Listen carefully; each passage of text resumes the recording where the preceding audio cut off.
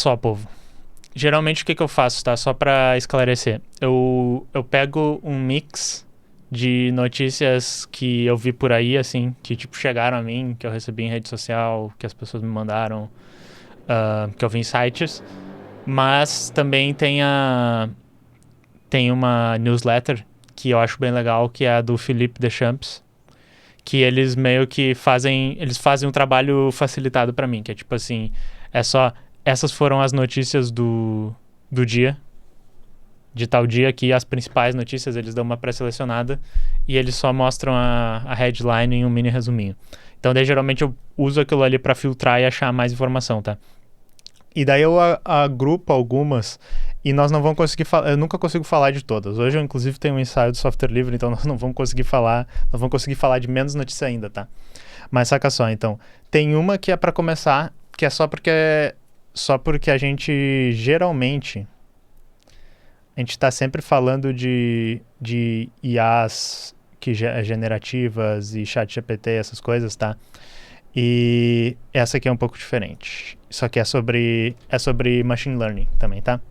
Então, essa aqui é bem legal. Pesquisadores do MIT, e eu não vou entrar super em detalhes, eu só vou dar uma comentadinha. Pesquisadores do MIT utilizam aprendizado de máquina para identificar um novo antibiótico capaz de combater bactérias superresistentes. Avaliando um banco de dados de compostos químicos, o modelo sugeriu uma substância viável para combater infecções graves, como pneumonia e meningite. O estudo destaca o potencial da IA para acelerar a busca por novos medicamentos, tá? Eu não vou nem ler a notícia, mas eu tenho um pouco uma perspectiva legal sobre isso, porque a minha esposa, ela trabalha com pesquisa em bioinformática. Parte do doutorado dela é com bioinformática. E basicamente o que bioinformática faz é tentar rodar algoritmos para processar uma quantidade gigante de dados biológicos, né, químicos e tal, e tentar achar padrões ou fazer coisas que seriam muito... Às vezes fazer análises que seriam muito demoradas, olhar genomas e tal, esse tipo de coisa.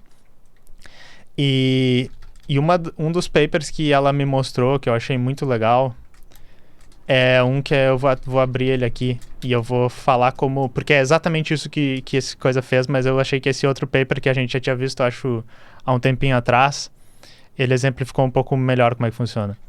Então, saca só. Formatando dados biológicos para machine learning e descoberta de novos remédios, tá? Isso aqui, em resumo, basicamente o que eles fizeram, deixa eu ver... isso aqui é o que ela o que ela já tinha destacado. Em resumo, o que eles fizeram foi que eles pegaram, assim, tipo, vários bancos de dados de estudos e pesquisas e tal, que dizem coisas do tipo assim, quais genes estão relacionados a qual tipo de composto químico? Quais doenças estão relacionadas a quais genes? Quais doenças estão relacionadas a quais remédios? Quais tecidos estão relacionados com quais genes? Quais... Tá tudo aqui, ó, células, tecidos, doenças, genes, compostos, não sei o quê. Pathways, que é rotas de ativação, todas essas coisas são conceitos da biologia, da química e tal. E eles pegaram estudos e ligaram uma coisa na outra, tipo... Então, daí o exemplo... E daí eles pegaram isso e colocaram num desses modelos de machine learning, que é basicamente um algoritmo gigante que fica tentando achar correlações entre coisas. E daí um dos exemplos que eles dão... Eu não vou achar, eu deveria ter achado essa coisa antes. Mas basicamente um dos exemplos que eles dão é uma coisa do tipo assim... essa droga aqui que está associada a tratamento para depressão, esse remédio, né? Ele causa sintomas de falta de apetite e deprivação do sono. Aí eles pegam e dizem assim, pessoas que tentam parar de fumar, elas têm dificuldade para comer ou têm dificuldade para dormir. Era tipo, isso é um exemplo que eu tô tirando do cu, mas era mais ou menos o que eles mostravam. Então, o algoritmo disse, talvez essa droga que trata depressão poderia ser usada para tratar... a pessoa que quer parar de fumar, por exemplo. E daí eles fizeram isso pra, tipo, um número gigante de dados, e daí descobriram assim, talvez a gente possa reposicionar essa droga pra fazer isso. Então isso, só pra dar um exemplo pra vocês, porque, tipo, eu tô meio puto, porque assim, eu acho maneiro, eu adoro TI, eu adoro ciência da computação, eu adoro essas coisas. Mas a gente fica meio puto que nas notícias a gente só vê coisa ruim, a gente só vê merda acontecendo e eu não tô passando pano. Nós vamos falar de coisa ruim pra caralho. Mas é só pra dizer que, tipo, pô, que maneiro, eles acharam um antibiótico com inteligência artificial, pelo menos para mostrar uma coisa interessante que dá para fazer. E como isso aqui é É o notícias sobre o ChatGPT o tempo inteiro. As próximas aqui são sobre ChatGPT e OpenAI. Mas a gente precisa falar algumas dessas, senão a gente não... Senão não tem. Toda semana tem esse tipo de notícia. É muito chato. Eu tô de saco cheio. Então, saca só. Essa aqui é muito boa, tá? Isso, de novo, essas aqui que eu tô passando são as do Philippe Deschamps, tá? Ó, o CEO da NVIDIA acredita... Eu achei muito engraçado como eles escreveram isso. A barreira de programação ficou incrivelmente baixa com a nova era das IA generativas. Todo mundo é um programador agora. Você só precisa dizer algo para o computador. A afirmação é controversa e por isso deixamos os leitores a pergunta. Conversar com uma IA que gera código é o mesmo que programar? Eu tenho uma opinião controversa. O jeito que eles perguntaram é estranho. Ah, tu acha que essas pessoas estão programando? Parece até meio elitista. Eu acho que facilitou muito programar. Eu chego lá para um chat GPT e digo, eu já falei isso para várias pessoas, a gente até fez numa live atrás disso. Ah, por favor, me gera um código que fala com tal serviço e ele, uma vez por dia, ele manda uma mensagem e daí ele tem uma interface gráfica, web, que faz não sei o quê. Ele vai tirar um código meio capenga ali, mas que quase faz aquilo. E isso é a parte mais chata de programar, é a parte que mais leva tempo do meu dia, que eu que trabalho com programação, que é tipo ficar gerando esqueleto de código, descobrir se eu tenho que falar com o Discord, eu tenho que falar com o YouTube, eu tenho que falar com a Twitch, daí onde é que onde é que bota o token, como é que é o nome da função que lista os usuários da plataforma. Isso o ChatGPT hoje faz muito bem, gerar código competente dessa maneira. Então, tipo, isso aqui tá total certo. E daí o que vai nos levar... Mas assim, tipo, chat, o que vocês acham? Vocês acham que realmente, uau, o ChatGPT é a mesma coisa que programar?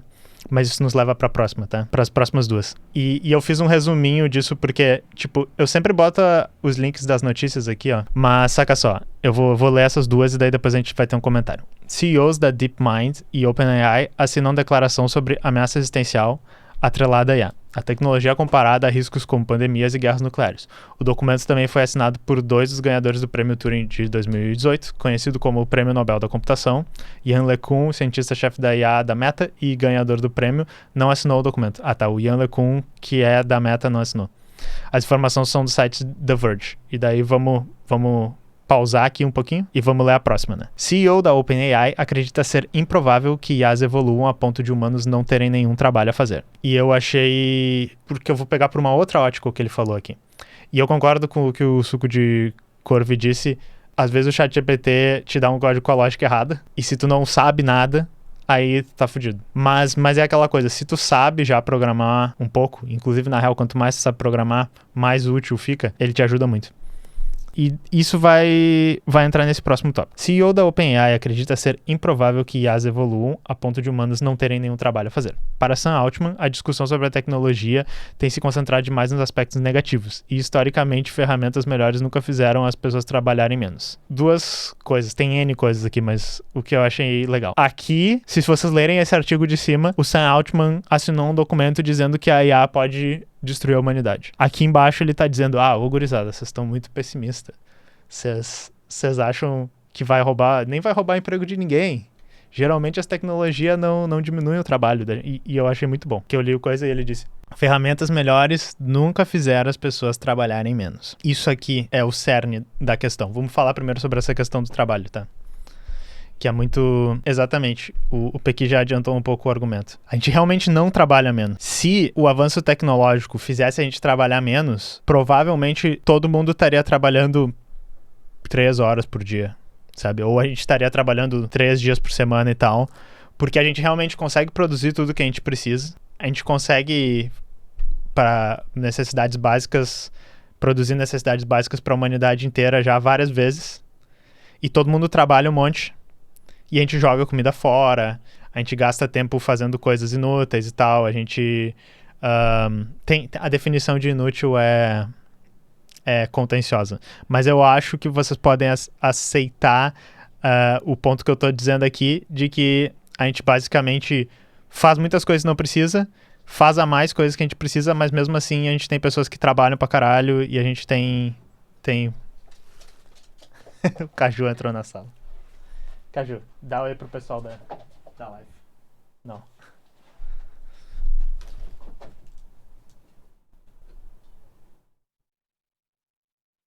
Desculpem, a live foi interrompida pelo Caju.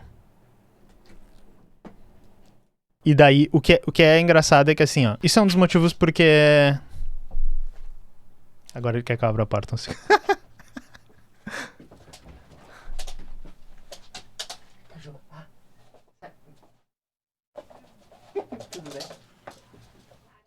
Então, assim, ó, isso é um dos motivos por que eu me radicalizei e eu tô comunista pra caralho nos últimos, sei lá, 3 anos. O avanço tecnológico, no geral, tende a concentrar o poder econômico nas mãos de poucos. Isso não é, acredito eu, né, que eu não preciso convencer vocês, isso não é uma teoria da conspiração, isso não é uma coisa maluca da minha cabeça, isso é uma coisa que a gente pode ver pegando como, por exemplo, o período da pandemia, tá? Em que, para sustentar as medidas que a gente teve, que inclusive alguns países e alguns lugares não tomaram elas da maneira que deveria ser tomada, mas para sustentar o que a gente teve que fazer de diminuir as atividades em público, reunir menos pessoas, mover o trabalho para online, mover aulas para online, todo esse tipo de coisa, a gente teve uma evolução tecnológica absurda nos últimos anos. E o setor de TI expandiu pra caralho. Criou novos empregos, melhorou, e daí vocês vão dizer, nossa, mas então a tecnologia ajudou a gente a fazer o que a gente queria, aumentou os empregos e tal, beleza. Nesse ano, que é meio 2022 e 2023, meio que foram os anos aí saindo da pandemia, a gente notou o quê? A gente notou as empresas de informática e outros setores diminuindo muito as pessoas que trabalham lá, cortando os salários, né, fazendo essas demissões em massa, que é uma coisa que fez a pressão para que os salários descessem, e também usando essa tecnologia que foi desenvolvida nesse período para otimizar os processos e precisar trabalhar com menos pessoas. E eu acho engraçado isso porque não necessariamente a empresa operar com menos pessoas acaba sendo melhor para o usuário final, mas acaba sendo muito melhor para a empresa o custo que eles salvam. Então, tipo, o exemplo que eu vou dar para vocês é se vocês pegaram um avião nos últimos 2 anos, o que me parece é que agora, tipo, ao invés de ter 3, 4, 5 pessoas trabalhando para cada empresa lá, tem 1 ou 2 no máximo. Tá tudo cheio de terminal automatizado e tal, só que as coisas ficam dando erro e ficam atrasando tudo e as pessoas têm que ficar se matando lá para resolver os problemas. Essa foi a minha experiência, que eu fiz algumas viagens nos últimos 2 anos e foi a minha experiência. E o custo das passagens, pelo menos aqui no Brasil, tá mais caro do que nunca. Claro, tem inflação, tem outras coisas, eu só tô dando exemplo. E outro exemplo sobre a questão da pandemia é as notícias que a gente pega de tipo assim, tantos bilhões saíram da classe média e baixa e foram para as classes mais altas. Então tem aquela coisa assim, tipo, tem um déficit de moradia, de alimentação no pessoal que é classe média, classe mais baixa, e os bilionários ganharam 30 bilhões nos últimos 2 anos. Vocês podem achar essas notícias por aí. Então o argumento que eu tô querendo fazer aqui, que eu acredito que não é uma teoria da conspiração, não é para ser tratado assim, eu tô dizendo, é que a tecnologia evolui, mas isso não garante o avanço social. Na realidade, a gente vai chegar na coisa, isso até cristaliza mais a desigualdade social. Tem motivos para isso, eu já tentei explicar algumas vezes, inclusive a análise marxista do que a automatização do trabalho faz. Eu não vou entrar nisso aqui agora, porque tem muita outra coisa pra gente falar, mas um dia... toda vez que eu penso sobre isso, eu refino mais um pouco a ideia na minha cabeça e um dia eu quero fazer um roteirão sobre isso, tá? Minha empresa optou por home office e se eu permitir, eles me mandam mensagem fora do horário e ficam pedindo extra só porque estão em casa. Isso é o grande problema do home office. Tipo, é excelente não ter que se locomover e tal, só que isso começa a invadir muito tua vida, né? Eu acho que todo mundo que trabalhou de home office notou essa tendência a sua vida agora está muito focada em... O trabalho pode a qualquer hora entrar dentro dos ambientes em que antes você era só você e você não estava trabalhando, né? É isso que eu sinto. Então vamos para essa segunda aqui, tá? Se vocês lerem esse artigo, que eu não vou ler com vocês agora, tu tá morando no trabalho, exatamente. Se vocês lerem isso, esse artigo aqui do TechCrunch, o resumo é esse daqui, ó. O artigo explica bem. O fato deles focarem no risco existencial da IA, que seria o quê? Seria tipo assim, uma IA, ela vai se voltar contra a humanidade e ela vai perceber que ela pode controlar a humanidade ou ela pode destruir a humanidade ou ela não precisa da humanidade, então ela pode matar todo mundo e pegar os recursos naturais para ela, esse tipo de coisa. Focar nesses riscos, que é uma coisa que pode acontecer e realmente tem cenários que a gente pode, tem o pessoal da ética, da IA, todas essas coisas, acaba sendo meio que uma cortina de fumaça pra gente também não pensar nos problemas do momento. Então são coisas que a gente fala aqui direto, que eu falei naquela minha live lá com o Ian e tal, que é tipo, a questão dos direitos autorais. Eu sendo comunista, eu tenho uma visão um pouco diferente do que as pessoas têm geralmente sobre direitos autorais, mas é fato que o pessoal tá pegando qualquer dado da internet para treinar esses modelos sem nenhum pudor. A questão da privacidade dos dados que estão sendo usados para treinar esses modelos. A exploração dos dados de onde, né? Geralmente de países do sul global, a exploração da mão de obra de países do sul global para tudo cristalizar em lucros nos países desenvolvidos. Porque se vocês pegarem a OpenAI, tá ganhando grana pra caralho, tá ganhando investimento pra caralho, Google tá ganhando grana, Microsoft tá ganhando grana, essas empresas todas são o quê? Dos Estados Unidos, no máximo da Europa, no máximo. Mas tipo, quem tá ganhando dinheiro com isso é eles, quem tá se beneficiando um pouco disso é todo mundo, né? Mas daí os programadores daqui já estão se ligando que, tipo, essa nova tendência do mercado é um negócio que tá afetando muito a gente aqui, que era a mão de obra barata para essas empresas do norte global, né? Eu sempre fico assim de usar o termo subdesenvolvido, desenvolvido, enfim, mas vocês entendem, Estados Unidos, Europa. Precarização do trabalho, que é o que eu falei para vocês, que o nosso trabalho está ficando mais precário por causa dessa automatização. A gente trabalha o mesmo número de horas ou até mais, e a gente acaba tendo que fazer o trabalho de mais pessoas. Geração de deepfakes, geração de spam, alucinação, que é um termo que o pessoal usa para quando a IA só imagina que uma informação é verdade, por isso eles usam alucinação, ela mente para ti. Então, entre outros problemas, tá? Então, o artigo é muito bom, eu acho interessante a gente pensar sobre isso, porque tem discussões muito importantes para ter sobre IA antes do risco existencial, só que o pessoal, esses grandes pesquisadores, o pessoal que está ganhando muita grana, eles gostam de fazer tu focar especificamente nisso aí, enquanto na realidade, por exemplo, hoje existe meio que uma corrida armamentista para desenvolver a IA, a melhor IA, porque todas as empresas estão lançando o seu e sabem que está dando muita grana, e isso passa por todos esses problemas e talvez acelere problemas que a gente vai ter no futuro. Então, é bem interessante o artigo, bem interessante pensar, mas enfim, só uma mini perspectiva sobre isso até agora. Essas são algumas das notícias.